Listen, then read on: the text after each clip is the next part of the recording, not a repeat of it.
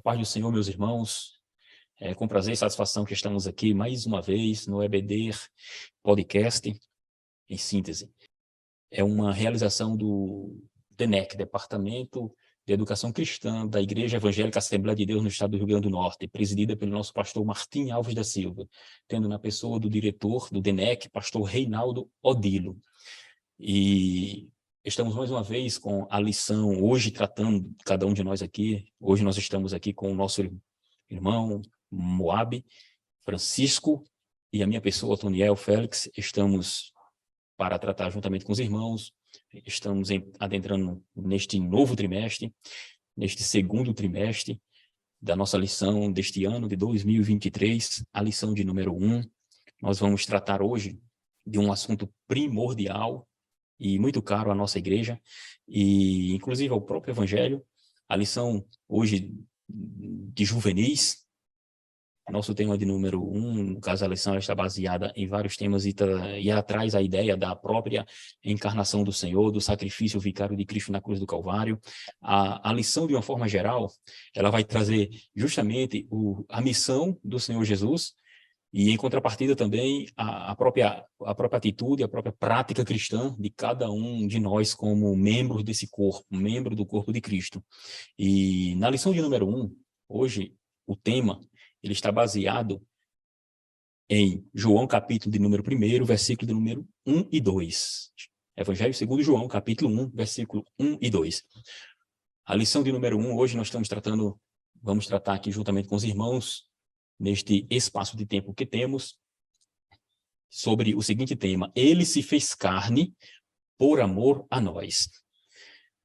Nós, antes de adentrarmos em cada ponto dessa lição, onde nós vamos aqui trazer subsídios ao professor, e é importante frisar que, nessa primeira lição, de uma forma geral, o professor, em especial o professor da classe de juvenis, que é o nosso caso aqui, em especial, é interessante notar que, quando se trata de juvenis, está se tratando de pessoas e de jovens em sua fase, adentrando ali na sua juventude, bem como também daqui a pouco está chegando na fase adulta. Então, o professor ele tem que ter a sabedoria de tratar com ele e saber trabalhar com este grupo de jovens na nossa igreja. Então, é importante que o professor conheça, o professor, aquele que está lidando com o jovem nesta idade, conheça a pedagogia aplicada para o próprio jovem nesse caminho do fenômeno que nós chamamos de fenômeno educativo. Esse fenômeno educativo, é importante nós frisarmos alguns pilares, e em especial, antes de nós adentrarmos na lição em si, inclusive a própria lição, ela traz no final esse aspecto geral a respeito do que seria essa educação, e não deixa de ser uma forma, inclusive, pedagógica, de tratar alguns assuntos relacionados à própria pessoa em si, porque o professor ele deve conhecer o seu aluno, ele deve conhecer quem é aquele que ele está ministrando a sua palavra. Uma coisa é você ministrar uma aula para um adulto, uma coisa é ministrar uma aula para uma criança, e outra coisa é ministrar uma aula para um adolescente. Então, é importante que, quando a prática propriamente dita da própria pedagogia, o professor, ele observe algumas situações para que não deixe o aluno perdido, e importante frisar que ele vai trazer a ideia e fazer com que o aluno não seja apenas, tenha aquela atitude passiva, mas aquela atitude também ativa, ou seja, o professor vai fazer com que o aluno participe, ele não fique apenas assistindo a aula, ele tem que ter aquela interação. Isso é importante, porque o aluno é uma pessoa que tem sua personalidade, tem características, tem temperamentos, e devido a esse temperamento, essa personalidade, as suas características próprias, então, isso significa dizer que nem todo mundo é do mesmo jeito, né? E uma coisa importante frisarmos aqui, que o professor deveria e deve aplicar, é o que os pedagogos chamam de conhecimento prévio do aluno. O que vem a ser isso?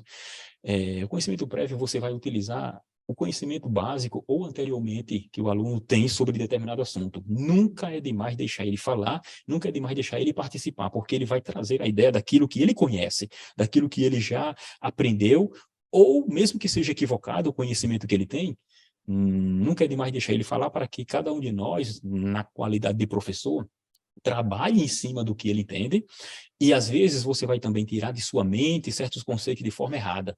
Então, você vai explorar, vai fomentar as suas predisposições. As predisposições do aluno. É uma ponte que você vai fazer, certo? Uma ponte. E com isso você vai fazer com que o aluno ele tenha vamos dizer assim, um aprendizado maior, e você vai aproveitar, bem como vai fazer com que o aluno ele tenha um aprendizado maior e não fique apenas vamos dizer assim, na superficialidade. Feitas essas conclusões, como é nossa primeira aula, eu quero apresentar aqui nossos irmãos vão se apresentar, né? Nosso irmão Moab, ele vai fazer sua apresentação, ele é nosso convidado de hoje, na nossa lição número 1. Eu vou deixar à vontade para ele fazer, inclusive, suas considerações iniciais. Amém, é um prazer enorme estar aqui com vocês, né?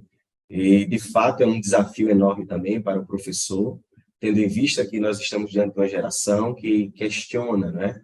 Uma geração que está diante de muita informação, a internet está aí, trazendo todo tipo de conteúdo, todo tipo de resposta, e a gente precisa organizar essa informação e deixar claro para os nossos alunos o que é lixo e o que é alimento saudável, né? Então, sobre fé, sobre Cristo, tem diversas opiniões, diversas religiões, diversas respostas, e essa é a nossa missão, é trazer clareza do que de fato a Bíblia diz para os nossos alunos, nossos jovens, nossos adolescentes, nossos juvenis, né? Amém, a paz do Senhor, presbítero, professor Antoniel Félix, a paz do Senhor, professor Moab Santos, um prazer estar aqui com os irmãos. Deus abençoe a cada aluno, professor amante da Escola Bíblica Dominical. Um prazer, digo mais uma vez, uma alegria, um contentamento. Estou aqui satisfeito em Cristo, demais, de poder aqui continuar com os irmãos, né, em mais uma missão aí, agora chamada segundo trimestre, pela infinita bondade e misericórdia de Deus, de 2023. Amém. Então, vamos dar início à nossa aula de hoje, né? Como havíamos dito no início, o segundo trimestre começa com a primeira lição, cujo título, importantíssimo, o título ele traz a ideia da morte vicária de nosso Senhor Jesus Cristo, inclusive da sua humanidade também.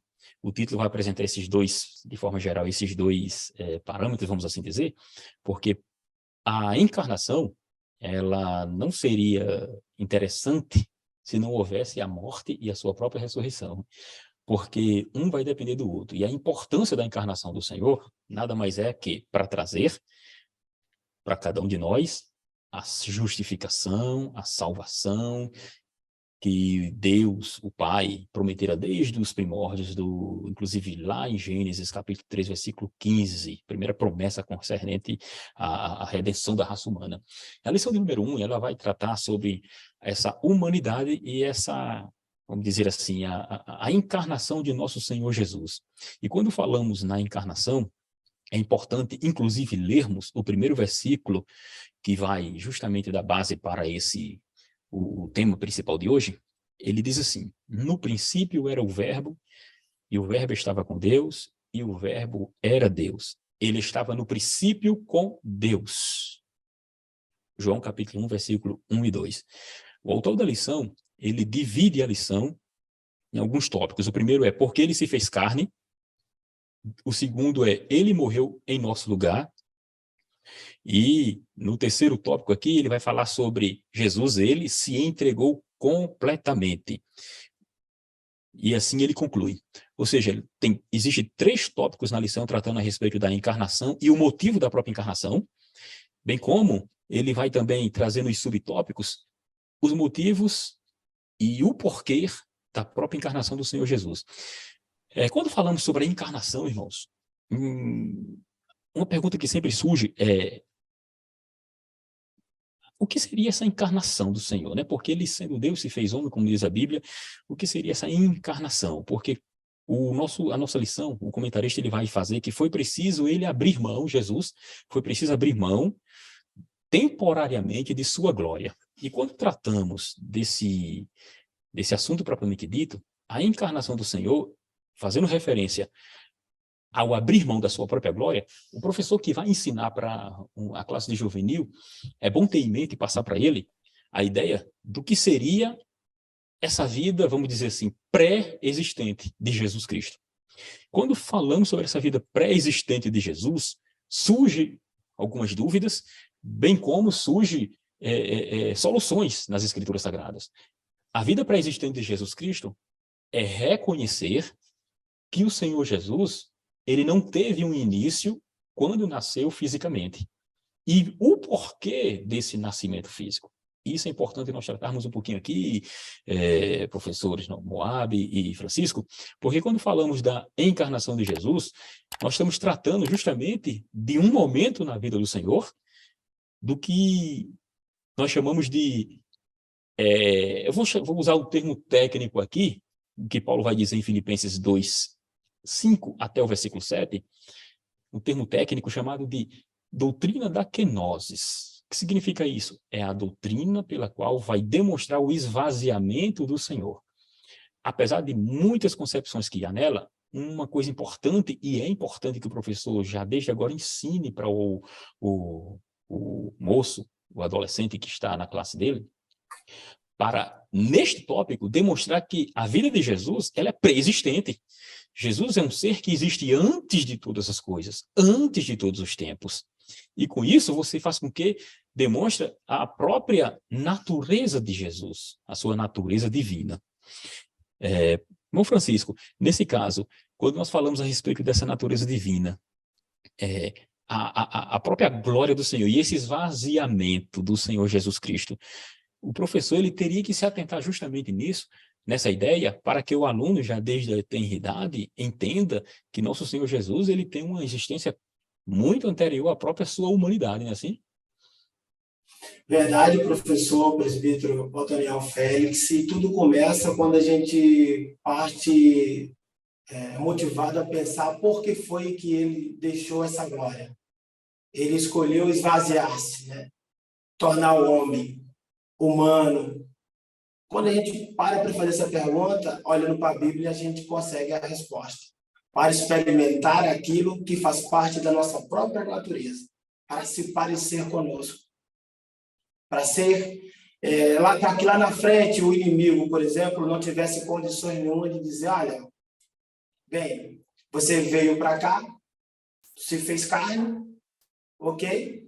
Mas você não experimentou na íntegra o que Adão, Eva, o que José, o que o professor Moab, o professor Daniel, sua família toda, aqueles que você diz, Jesus, que é a coroa da criação, experimentaram. Então, existem muitas questões em torno disso aqui, mas o mais importante é saber, como diz aqui o comentarista, Jesus, sendo homem, vem, e ele vem com essa missão de se esvaziar-se para experimentar aquilo que faz parte da nossa natureza, como a dor, a fome, o cansaço, a tentação, olha que coisa, né? A morte, e assim se compadecer das nossas fraquezas. Aí ele traz aqui, é um versículo, são 2 versículos, na verdade, que não pode passar batido. É aí da Hebreus, capítulo 4, versículo de número 15, versículo 16, que aqui é aquilo que vai nos dar a entrada para a lição, que vai nos vai habilitar o aluno e o professor a entender na íntegra o que o tópico 1 já está querendo trazer. Versículo 15, capítulo 4 de Hebreus, diz, porque não temos um sumo sacerdote que não possa compadecer-se das nossas fraquezas, porém um que, como nós, em tudo foi tentado. Olha, mas sem pecado. Aí, a partir do versículo 15, a gente vê o versículo 16 dizendo, levantem a cabeça. Parem para pensar nesta obra, neste sacrifício, neste ato, nesta entrega, neste esvaziamento. O versículo 16. Cheguemos, pois, com confiança ao trono da graça, para que possamos alcançar misericórdia aqui, ó, e achar graça, a fim de sermos ajudados em tempo oportuno. Então, a partir da leitura desses 2 versículos, né, quando a gente para pensar nisso, aí vem agora as 2 naturezas. Essa que foi falada no primeiro momento, apresentada como ele sendo divina, e a humana, dizendo que ele é o filho do homem, né, quando se refere à humana, mas ele também é o unigênito do Pai, ou seja, nele está ali a completude, a plenitude de tudo. Quando se pensa na lei e nos profetas, ele é o cumprimento, por exemplo. Então, ou seja, mas ele veio, sendo tudo isso, a promessa, o cumprimento, ele veio para dizer, eu vim para me parecer com vocês. Eu sou Deus entre vocês. Eu quero olhar para vocês, conversar com vocês, sentir também, não só olhar e conversar, mas sentir também o que vocês sentem. Aí quando vai na cruz, que ele diz, Pai, está consumado, ele está dizendo, eu vivi tudo que tinha que viver. Eu vivi tudo que tinha que viver. Quando João o Batista diz, eis aqui o Cordeiro que tira o pecado do mundo, isso é muito forte. Às vezes a gente lê assim, está lendo a Bíblia, e aquilo sai no automático. Mas aquilo ali tem um poder, existe ali uma força tão grande por trás daquelas palavras de João Batista. João sabe o que está dizendo. Então, quando a gente parar hoje, nesse tempo, para pensar em Jesus Cristo, a gente precisa olhar para ele como ele sendo tudo isso. Né? Ele é Deus, ele é homem. Né? Quando a gente pensa na sua ação de entrega, ele estava como Deus e como homem ali, vivendo tudo, olhando para a gente, mas não só olhando de longe, participando, se envolvendo e vivendo. Isso. Interessante que, nesse caso, há algumas implicações aí, né? Quando falamos, inclusive, no próprio tópico da lição aí, no início ele fala a respeito que Jesus, ele abriu mão temporariamente da sua glória, irmão Moab. Professor Moab, é interessante essa ideia, e quando as Escrituras tratam a respeito desse momento de Jesus abrir mão da sua própria glória, ou aqui ele frisa, dizendo que é temporariamente. Só que vai surgir algumas implicações. Se pergunta, essa glória que Jesus deixou, que tipo de glória foi essa? Ele deixa de ser Deus? Se ele é pré-existente, ele é Deus antes de todas as coisas, mas ele, por ter deixado a sua glória de lado, isso implica na sua divindade. E o professor tem que se atentar bem a isso, para quando for passar para o jovem, ele demonstrar a respeito dessa união de Cristo pré-encarnado e como se deu esse esvaziar, né? Exatamente. Eu gostaria até de iniciar as minhas palavras lembrando o contexto quando João escreve, né? Nós sabemos que João escreveu o Evangelho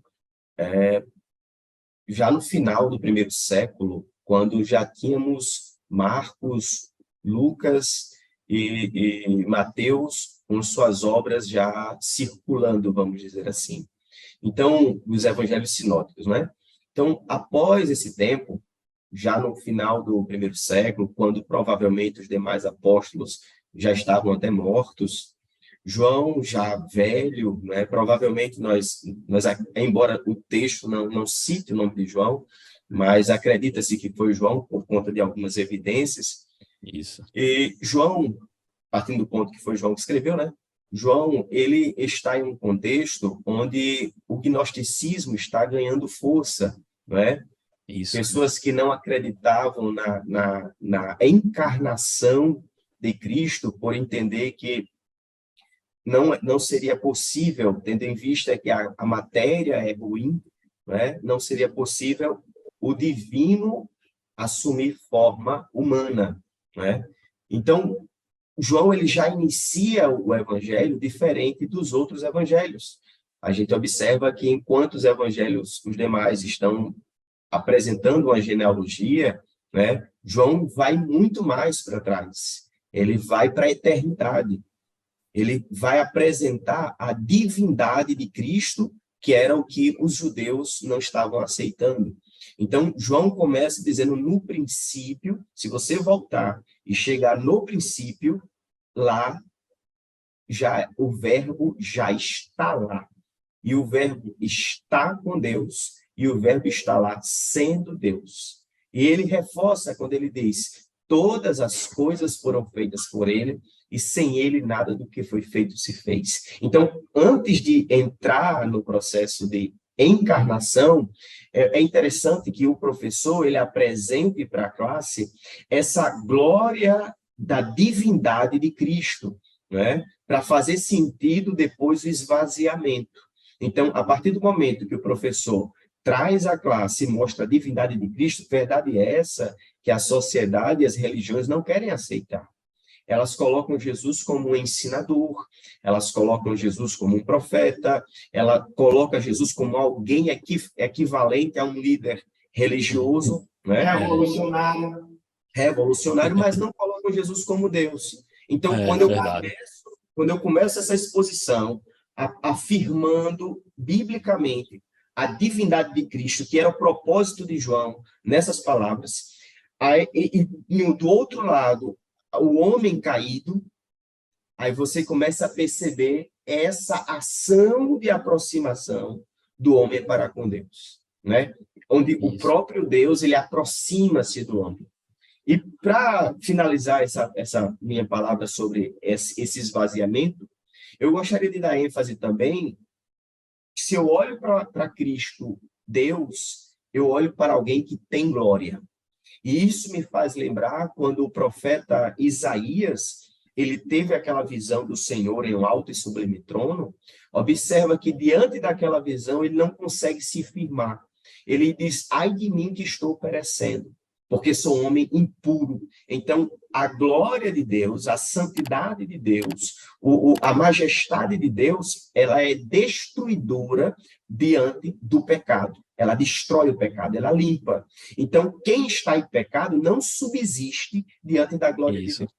Aí, quando eu entendo que a glória de Deus, ela destrói, ela limpa, faz sentido a necessidade do Cristo assumir uma forma de servo para que ele possa estar próximo ou mais próximo do homem. E isso sem perder nunca a sua divindade, né? Nós não acreditamos, como algumas afirmações se fazem por aí, que houve uma troca. Ele deixa de ser Deus, assume a forma humana e depois ele volta a ser Deus, deixando a forma humana. Não. Nós entendemos que ele sempre esteve com a natureza divina e sempre esteve com a natureza humana. Isso, verdade.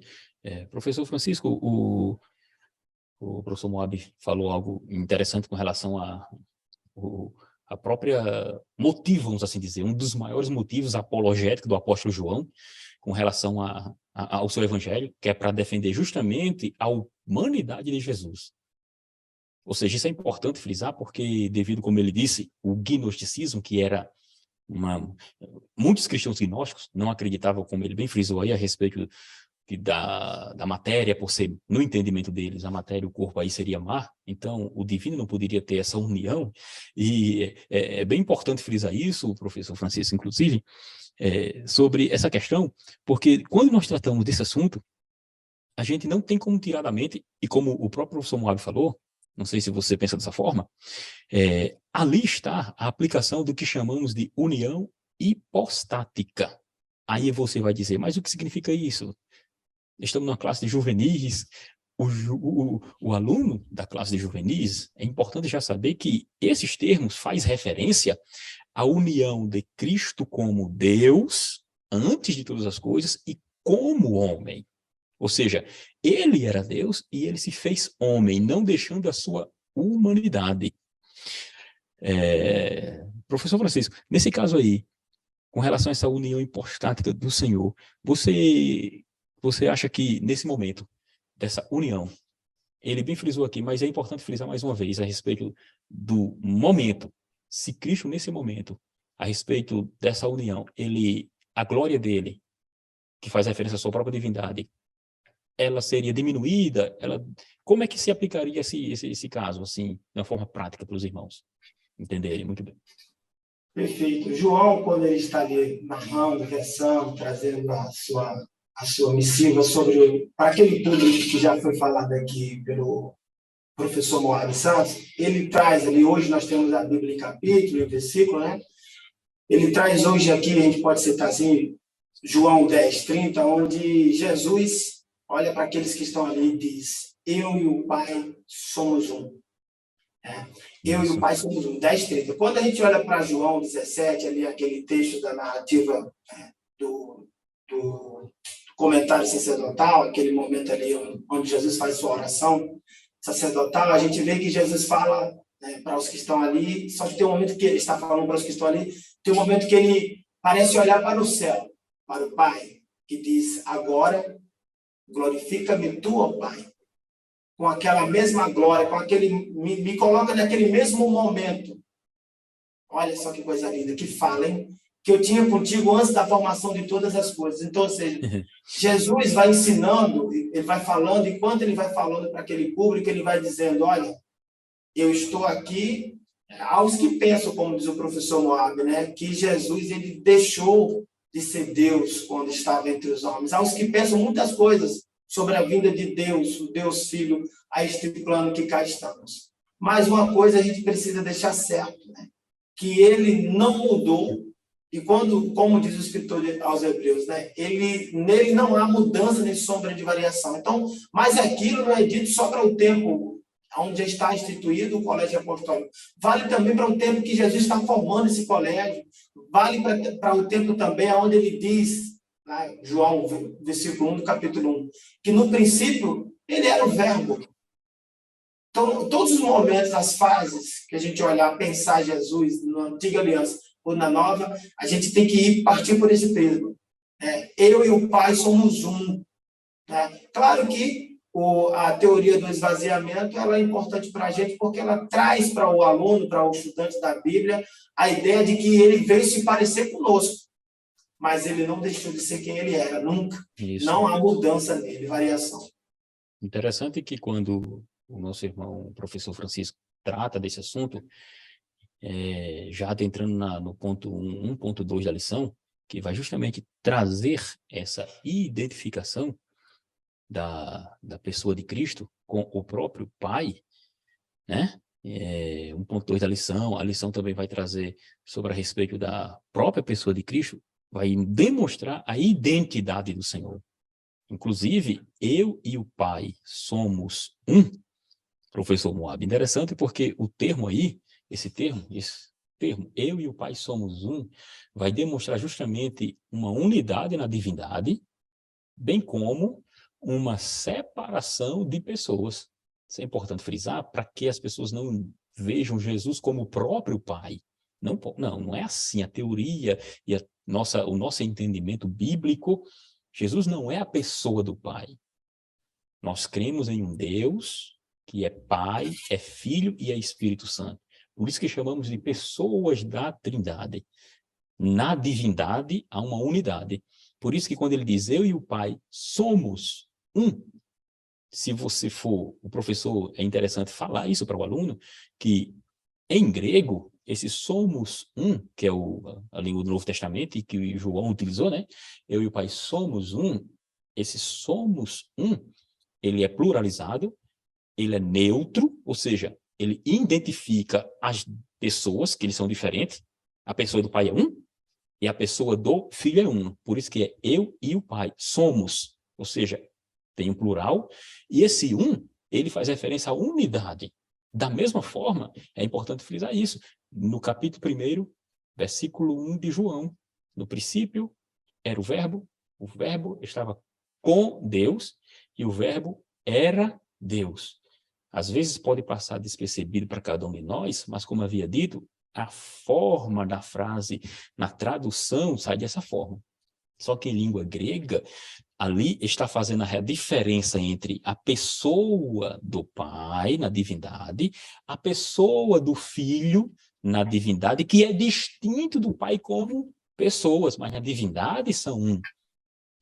Ou seja, interessante. Sim, a Constituição é assim. Exatamente. O interessante é que João, ele faz questão de dar ênfase na divindade e na trindade. Isso, ele está mostrando isso. E logo ele também faz menção do Espírito Santo, quando fala o outro consolador, não é? Isso. O outro igual, não é um outro diferente. Isso. Então, João ele tem essa preocupação, esse cuidado de dar ênfase na divindade de Cristo, dar ênfase na humanidade de Cristo, dar ênfase na trindade. Então, ele é uma ferramenta, o Evangelho de João é uma ferramenta teológica que responde diversos questionamentos, né? Por exemplo, eu estava lembrando aqui, enquanto vocês estavam falando, que lá em Êxodo, capítulo 3, versículo 14 e 15, Deus diz a Moisés, eu sou o que sou. Disse mais, assim dirás aos filhos de Israel, eu sou, me enviou a vós. E ele continua, e Deus disse a Moisés, assim dirás aos filhos de Israel, o Senhor Deus de vossos pais, Deus de Abraão, Deus de Isaque, Deus de Jacó, me enviou a vós, este é meu nome eternamente, eu sou. Aí o próprio João faz questão de mencionar quando Jesus disse que era o eu sou. E o interessante é que em João capítulo 8, Quando Jesus diz, em verdade vos digo, que antes que Abraão existisse, eu sou. Quando isso aconteceu, então pegaram em pedras para atirarem, mas Jesus ocultou-se e saiu do templo. Por quê? Porque os judeus estavam percebendo que pelas afirmações de Jesus, ele estava declaradamente assumindo ser Deus. Isso, inclusive João 10:30, ele também faz essa referência. Os judeus tentaram apedrejá-lo e Jesus diz assim, por qual obra boa vocês me apedrejam? Tentam me apedrejar, né? Aí disseram, por nenhuma obra boa, mas sendo tu homem, te faze Deus a ti mesmo. Ou seja, eles compreenderam muito bem que Jesus se referia a ele próprio como um com Deus, como o próprio Deus. E é importante frisar essas coisas porque nesse tópico da lição, nós estamos observando nessa lição, e logo nesse início, que a lição é muito rica. Ela demonstra uma grandeza de um Deus grande, mas esse Deus encarna e se faz homem. Por isso vem a nossa participação na cruz. A nossa lição aqui, ela traz essa ideia. A nossa participação na cruz, qual seria? Seria o motivo de Jesus Cristo ter vindo ao mundo. A nossa participação na cruz é por estarmos nele. Porque antes estávamos em quem? Em Adão, no pecado. Então, quando Cristo vem ao mundo, nós temos aqui a participação nossa para com Cristo. E essa participação se dá por quê? Devido à queda. Pecado original, o pecado que veio ao mundo e, ao vir ao mundo, contamina, deprava e distancia o homem de Deus. Esse pecado faz com que você se afaste em si de Deus. O que ocorre? Jesus, ao se tornar homem, Paulo vai dizer, achado na forma de Deus, que é justamente o texto que nós acabamos de, inclusive, comentar a respeito desse esvaziamento. Ele achado na forma de Deus, ele não teve por usurpação ser igual a Deus. Antes ele aniquila, né? Tomando a forma humana e achado na forma humana, a Bíblia diz o quê? Ele foi obediente até a morte e morte de cruz. Então essa nossa participação, professor Francisco, essa nossa participação interessante, o autor da lição, ele vai dizer que você já parou para pensar, ele faz uma pergunta, eu vou até ler aqui, você já parou para pensar? Tivemos uma participação naquela triste manhã do Calvário, ele pergunta, né? Isso porque os nossos pecados estavam sobre aquela cruz. Aí quando falamos a respeito disso, o que vem em nossa mente? Vem o quê? A expiação, o sacrifício de Jesus, né? Nesse caso, quando tratamos de expiação, tratamos do sacrifício de Jesus, estávamos em Jesus, isso significa dizer o quê, professor Francisco? Para o jovem, o professor entender bem o que o comentarista está querendo passar. Significa dizer que os nossos pecados estavam sobre ele, né? Como diz Isaías, capítulo de número 53, versículo 4 e 5. Verdadeiramente, ele tomou sobre si as suas enfermidades e as nossas dores, levou sobre si. E nós, olha só, o reputamos por aflito, ferido de Deus e oprimido. Mas ele foi ferido, aí o Isaías diz, pelas nossas transgressões, e moído pelas nossas iniquidades. É graças a este que sofre tudo isso, que é castigado desta forma, que, né, após isso tudo, ele sofrer como uma ovelha muda, que é levada e conduzida ao matador sem abrir sua boca, vem a paz. É a partir disso que o castigo que nos traz a paz, que estava sobre ele, começa a dar sinais. Você aceita Jesus Cristo, a justificação. Sendo o povo justificado pela fé, temos paz com Deus. Com Deus. Romanos capítulo 5, versículo 1. Veja, lembrei agora também de Romanos capítulo 8, versículo 2, professores, muito forte. Porque a lei do Espírito de vida em Cristo Jesus, olha. Em Cristo. O Espírito, Deus, Isaías está aqui citando a obra, a vontade do Senhor, o cumprimento de tudo que foi planejado, o plano de redenção. Aí Jesus Cristo aqui sofrendo tudo isso, por amor a nós, levando sobre si as nossas enfermidades, o castigo que nos traz a paz, que nos trouxe paz sobre ele através do seu ato praticado. Aí agora, Romanos, Paulo olha para tudo isso, parece que está vendo, passa um filme na cabeça do apóstolo. Aí ele diz, Romanos 8:2, me permitam falar assim, tá, gente? Estou aqui pensando no texto. Aí ele diz, Romanos capítulo 8, versículo 2, porque a lei do Espírito de vida, entre vírgulas aqui, ó, em Cristo Jesus, ele faz um corte no texto. Hoje nós temos isso aqui, né? Quando a gente vai ler o português, vindo do grego e tal, acontece na linguagem portuguesa um corte aqui, uma valorização. Em Cristo Jesus. Olha só, gente, que interessante. Em Cristo Jesus nos livrou da lei do pecado e da morte. Mas por que isso acontece? Hoje nós temos esse livramento da lei do pecado e da morte. Porque Jesus Cristo, o Cordeiro de Deus, como disse João Batista, que tira o pecado do mundo, diferente daquele cordeiro lá de trás da antiga aliança, que não resolvia o problema, só servia para aplacar a ira, porque aquele cordeiro, aquele animal, ele era irracional, ele não sabia o que estava fazendo, o que estava vivendo, o que ele estava sofrendo, o que estavam fazendo com ele. Mas Jesus Cristo, Isso, né, verdade. o Deus conosco, ele sabia. Ele estava vendo o professor Moab, Sim. poucos anos depois, ele estava vendo a minha pessoa, ele estava vendo o professor Daniel, ele estava vendo você, querido professor, aluno amante da escola dominical, você que segue aqui o nosso canal, a EBD Síntese Podcast. Aproveita para compartilhar, para deixar seu joinha, seu comentário, se você está gostando da aula. O Senhor Jesus Cristo estava vendo você. Olha que interessante. O castigo que nos traz paz, que nos trouxe essa paz, ele estava levando sobre ele. Então é isso, essa identificação, tópico 2, ele já inicia com essa intenção de mostrar que ali, o subtópico 2, na verdade, né?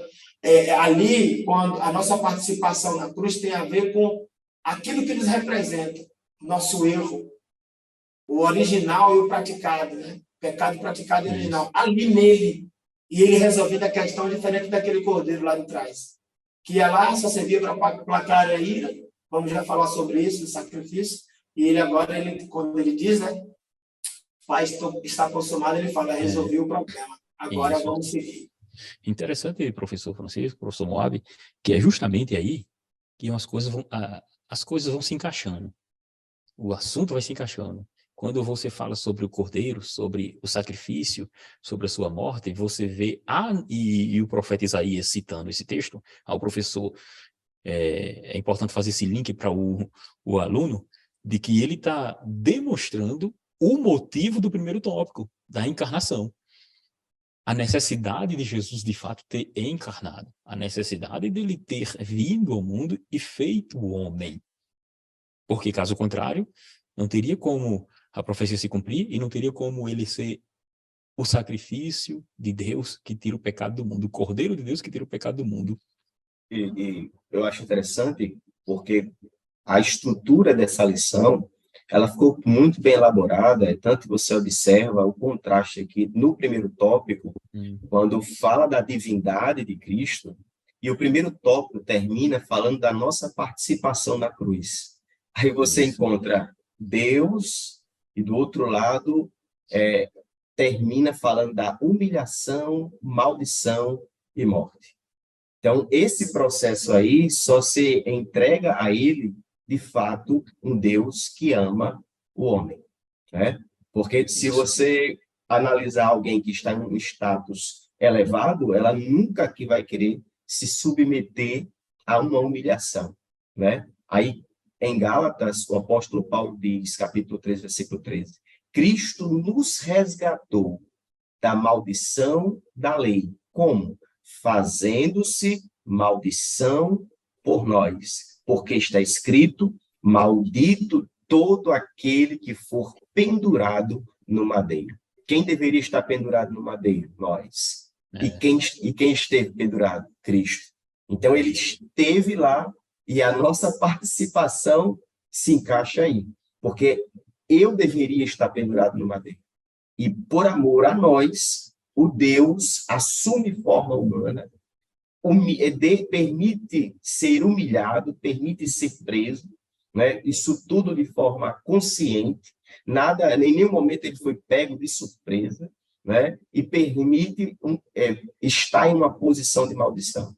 E para terminar aqui, a primeira carta de Pedro, ele diz assim, levando ele mesmo em seu corpo os nossos pecados sobre o madeiro, para que, mortos para o pecado, pudéssemos viver para a justiça, e pelas suas feridas fostes sarados. Isso é interessante que isso vem fechar justamente com essa autolimitação, que é o esvaziamento de Cristo, né? A autolimitação não é em momento nenhum deixar de ser Deus, né? Tem que ficar bem claro isso. Ele nunca deixou de ser Deus, porque ele não pode deixar de ser o que ele é, né? Ele não pode deixar o que ele é, propriamente. Ele é Deus. Paulo vai dizer aos Colossenses que nele habita corporalmente toda a plenitude da divindade. Se ele, no princípio, era o verbo estava com Deus, e interessante que a construção no termo grego, ele tem um artigo. Se fosse traduzir literalmente, seria com o Deus, para identificar a pessoa do Pai. Mas, quando vai se referir a Cristo, não tem um artigo para definir ele. Para justamente as pessoas, o leitor primeiro de João, não entender que Jesus era o próprio Pai. Então, ele diz assim, ele estava com o Deus, mas ele era Deus. Uma coisa que, tecnicamente, né, é importante falar aqui, é uma coisa que eles chamam de predicativo anarto pré-verbal, ou seja, não há um artigo de forma técnica, não há artigo para definir a pessoa, mas isso não significa dizer que foi colocado ali porque João esqueceu, não, foi de forma proposital para separar as pessoas. Ele vem, encarna, aí vem e morre em nosso lugar. Aí nós entramos em outras questões. A morte de Cristo, a sua crucificação, os sacrifícios que havia no Antigo Testamento, as coisas, vamos dizer assim, os objetos que havia no Antigo Testamento, professor Francisco. Interessante que lá havia sacrifícios, professor Moab, lá havia sacrifícios, e nós chamamos isso de tipologia, né? Ou seja, o tipo lá e o antítipo seria Cristo, tudo aponta para Cristo, porque Colossenses 2, capítulo 2, versículo 15 diante ali, o apóstolo Paulo vai defender esse momento da crucificação, e ele diz assim que tudo era sombra das coisas futuras, a obra da lei, né? Porque a ideia era o ascetismo, eram as obras da guarda da lei, o sábado em si. Aí ele disse, olha, ninguém vos julgue pelo comer, beber, dia de festas, luas novas ou sábados, que são sombra das coisas futuras, mas o corpo é de Cristo. Ele apresenta Jesus na sua totalidade, como encarnado, e essa encarnação faz com que demonstra que tudo que a lei demonstrava era apenas sombra. O real é nosso Senhor. Então, é importante fazer isso, e uma dica até pedagógica aqui, professor Francisco, interessante, para demonstrar que Jesus não deixou de ser Deus, o professor poderia pegar uma buchazinha, molha ela e diz, olha, ela molhada, ela adquiriu uma outra substância, não é assim? Ou seja, a humanidade juntamente com a divindade. Ou seja, ela não deixa de ser uma bucha, não deixa de ser humano, mas também não deixa de ser divino. Isso faz com que o aluno entenda que uma coisa não separa a outra. Isso é um dos mistérios da própria divindade, da revelação de Deus para nós. E ele vai morrer em nosso lugar. O tópico 2 da lição vai trazer justamente essa ideia, esse sacrifício. Ele vai citar Gênesis 3,15, que é chamado de proto-evangelho, professor Francisco. Nesse caso aí, professor Francisco, nesse tópico 2, quando nós falamos aí sobre esse tema central das Escrituras, que é a morte de Cristo, o que poderíamos ainda acrescentar mais? Porque, inclusive, de forma geral aqui, já falamos sobre o assunto, mas o que poderíamos acrescentar mais para o professor que vai dar aula no domingo? Muito bem. Quando a gente olha para o tópico de número 2 aqui, ele morreu em nosso lugar, é um link com o subtópico 2 que a gente acabou de falar, né? Da ida dele à cruz, Deus está lá representado pelos meus pecados. Aí o subtópico 1, o tema central das Escrituras, que o comentarista aqui está trazendo, e o professor ele consegue aqui, se ele grifar, por exemplo, aqui Gênesis, Pentateuco, né? E aqui aquela parte que cita ali Moisés, ele diz assim, entregue aos hebreus por Moisés.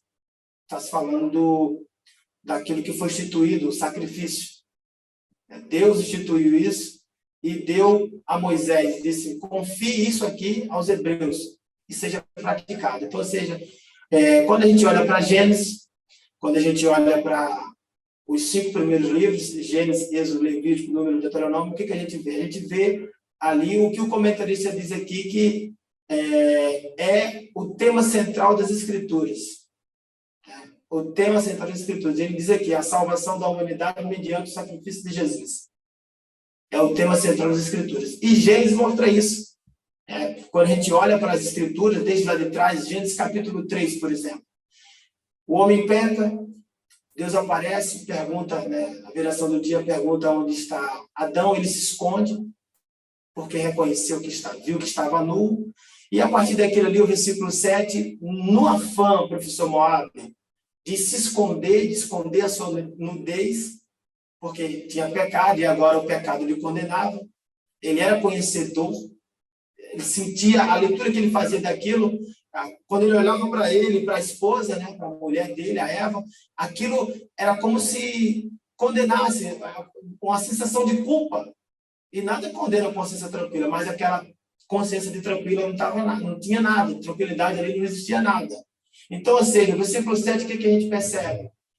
Adão e a Eva indo a uma figueira, pegando folhas e começando a cozer, para cobrir aquilo que lhe, de alguma forma, trazia um desconforto.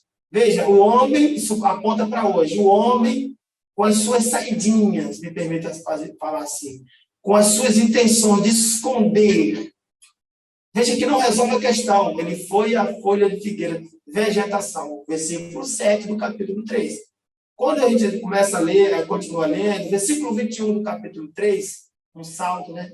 A gente já observa Deus mostrando como iria resolver o problema.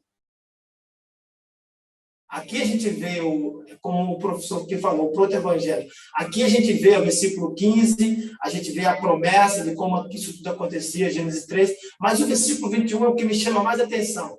É que aquela ação do homem, Deus deixa de lado. Não, joga para trás e mostra agora como vai resolver a questão. Ele faz de pele de animais a vestimenta para Adão e para Eva. Isso aqui é uma mensagem do céu.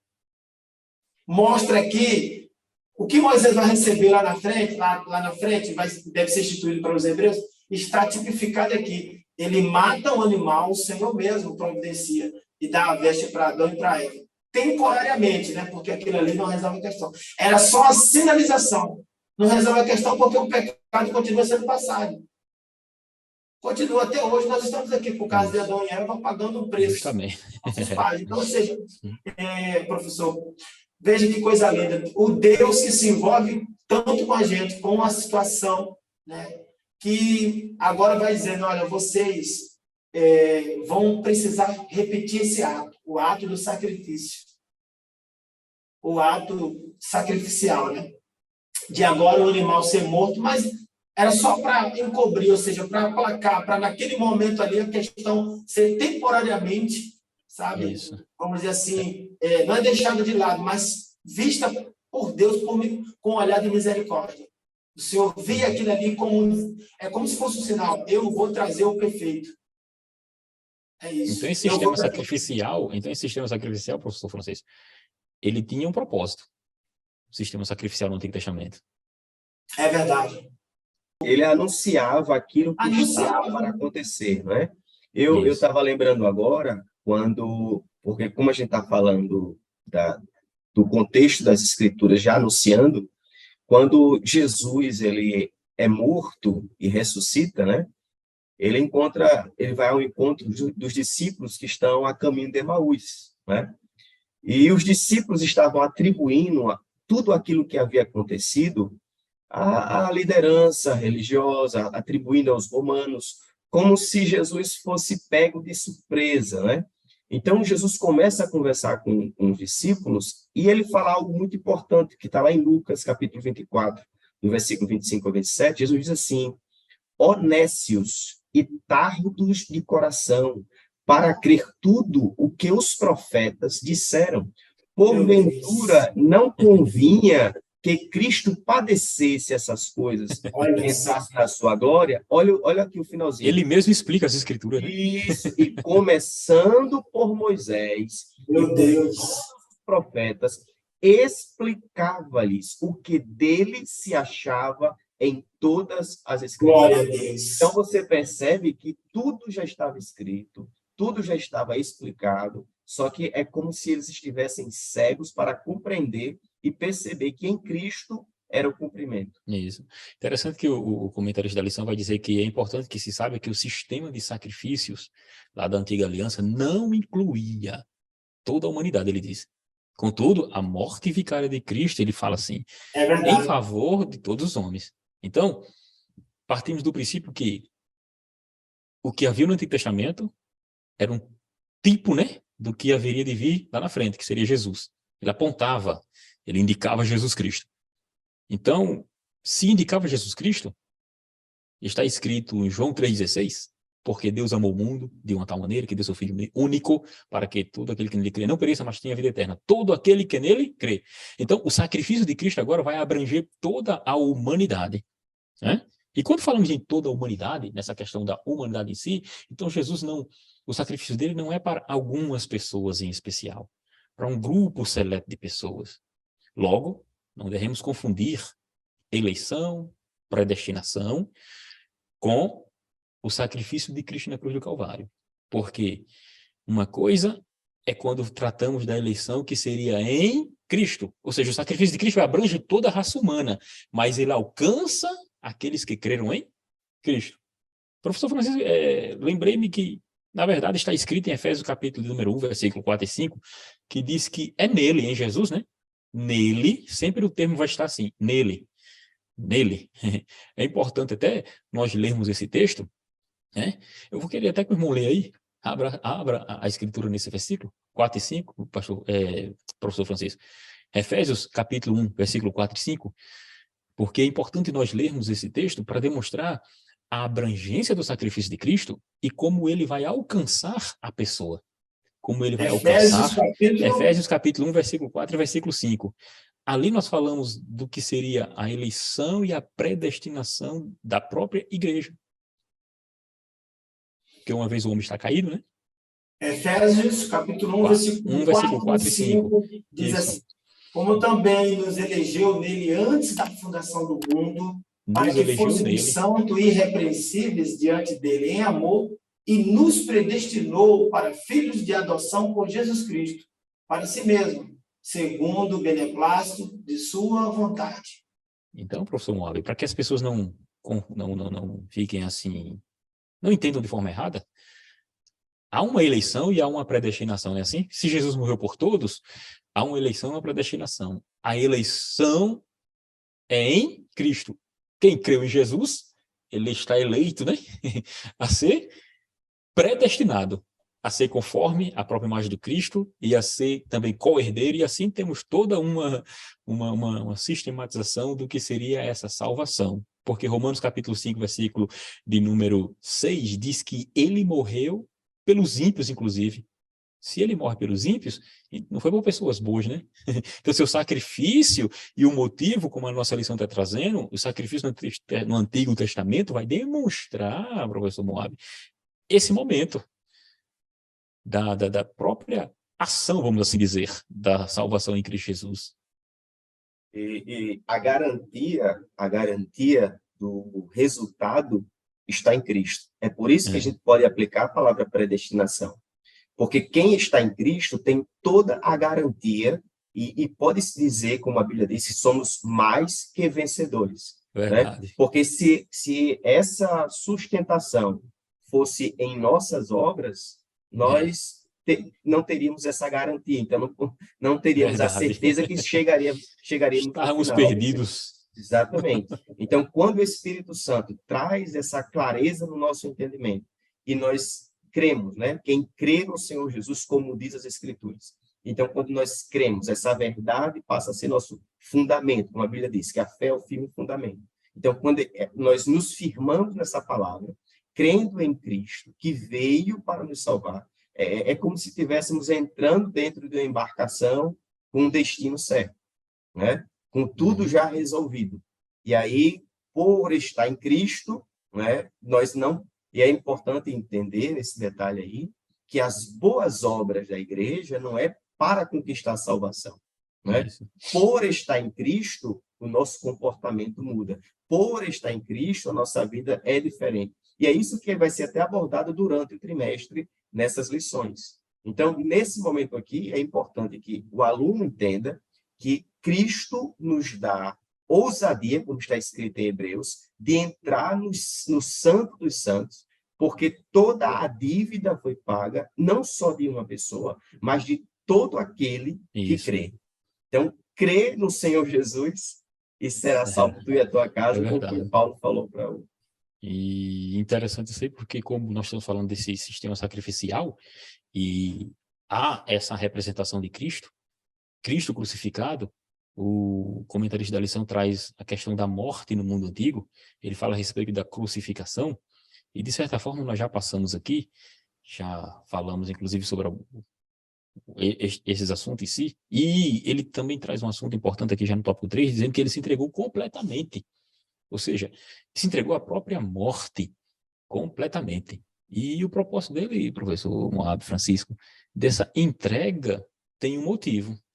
O motivo, o próprio comentarista vai dizer, foi porque todos pecaram. E se todos pecaram, todos estavam longe do Senhor. Então há uma necessidade de salvação. E só quem poderia trazer essa salvação se o homem estava distante do Senhor? Quem? Eu pergunto a vocês, quem poderia trazer essa salvação?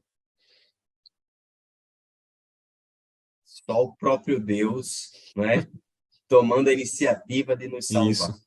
Né? Eu estava observando esse tópico 3 e lembrando que no decorrer da Bíblia Sagrada você vê todos fugindo da morte. Abraão não disse que Sara era sua mulher porque ele queria fugir da morte de Abimeleque.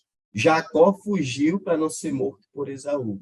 Né? Os discípulos, quando Jesus foi morto, eles se esconderam, trancaram as portas com medo da morte. Mas Jesus não fugiu da morte. Jesus ele entrega-se porque, através da morte de Cristo, a vida veio a todos os homens. O escritor da lição vai chamar de um sacrifício voluntário. Sacrifício voluntário, porque ninguém obrigou, vamos assim dizer, forçou. Pelo contrário, o amor de Deus se há manifestado, trazendo salvação a todos os homens. Professor Francisco, você que está aí olhando para a gente, nesse caso aí, desse sacrifício voluntário, o comentarista vai dizer que não somente para ensinar, curar e anunciar o reino de Deus, esse sacrifício de Cristo ele veio. Então, quando ele se faz homem, até de certa forma ele está sacrificando-se a si mesmo. Ele está vindo ao mundo passar por todos os problemas e argúria do ser humano, que o ser humano passa. E com isso, ele se identifica com cada um de nós. Então, isso foi, de certa forma, apresenta o seu amor, compaixão. É assim? Verdade, apresenta o seu amor, sua compaixão, né? A forma como ele, os desejos de se parecer com a gente, de responder a questão, trazer a resposta, né? Que ninguém conseguia trazer, a solução para o problema. Tudo isso a gente vê na morte, na entrega de Jesus. E nesse sacrifício voluntário aqui, o subtópico número 2 do tópico 3, que eu estou pensando agora ele, duas palavrinhas me chamaram a atenção nesse ato de entrega dele. Voluntário e inteiramente. E dentro do voluntário, a gente precisa pensar assim, já que estamos falando voluntariamente e inteiramente, a gente precisa dizer, né, o que ele mesmo falou, que ninguém estava ali tirando a vida dele, mas ele estava dando por amor de muitos. Eu anotei aqui, por exemplo, João capítulo 10, onde ele se apresenta como sendo o bom pastor, né? No 9, ele é apresentado como o Messias, como o enviado, tá? No João 9. No 10, ele é o bom pastor. Quando a gente olha ali para o 10, versículo 15, por exemplo, a parte B já, a gente vê o verbo dar, ou dou, com sua variação. No versículo 17, está lá o verbo dar, ele dizendo que está dando a sua vida. Versículo 18, parte A também. Versículo 18, parte B também. Quando você tem num curto espaço de tempo, um verbo se apresentando demais, alguma coisa aquele escritor está querendo mostrar, ele está querendo ensinar para a gente. Então, a teologia joanina tem muito disso. A impressão que eu tenho que, quando eu leio João, é que ele está, ao mesmo tempo que com a mão aqui, né, escrevendo, olhando para o que ele está escrevendo, ele também se volta, me permita falar assim, para o céu, com a intenção de mostrar o quanto que ele é divino. Entende? Então, esse verbo dar, dou, dar, deu, porque Deus amou o mundo de tal maneira que deu o seu Filho unigênito. Então, seja o verbo dar, né, ele está muito presente na teologia de João. não só no Evangelho, já que acreditamos que as outras três, né, obras foram escritas também por ele. Então, aqui, quando eu olho para cá, o subtópico 2, ele diz assim: Jesus entregou-se por nós de forma voluntária e inteira, né, inteiramente. Entregou-se por nós voluntária e inteiramente. Como o homem experimentou a dor física e emocional. Veja que interessante isso. Isso. Como o homem experimentou isso tudo no campo físico e emocional. Deixou claro, Jesus, né, sempre deixou claro para os seus discípulos que ele veio ao mundo não somente para dar aulas, para catequetizar, para trazer cura, anunciar o reino de Deus, não. Mas ele veio foi para morrer.